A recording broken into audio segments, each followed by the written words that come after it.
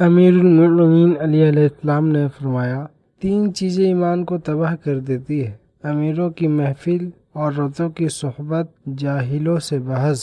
تم جنت نہ مانگو بلکہ تم دنیا میں ایسے کام کرو کہ جنت تم کو مانگے۔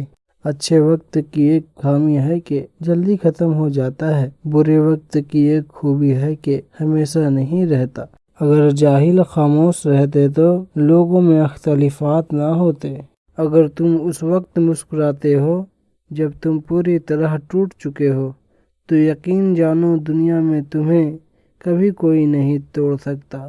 لوگوں سے ڈرنا چھوڑ دو کیونکہ رزق اور عزت کسی کے ہاتھ میں نہیں، اللہ جسے چاہے بے حساب دیتا ہے۔ مشکل وقت میں ہمیشہ دعا مانگا کرو کیونکہ جہاں انسان کا حوصلہ ختم ہوتا ہے وہاں سے اللہ پاک کی رحمت شروع ہوتی ہے۔ تجربہ انسان کو غلط فیصلے سے بچاتا ہے مگر تجربہ غلط فیصلے سے ہی حاصل ہوتا ہے۔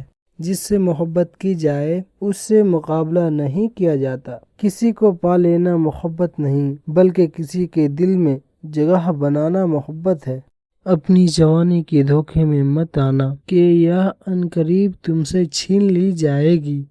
کوئی تم سے بھلائی کی امید رکھے تو اسے مایوس مت کرو کیونکہ لوگوں کی ضروریات کا تم سے وابستہ ہونا تم پر اللہ کی عنایت ہے۔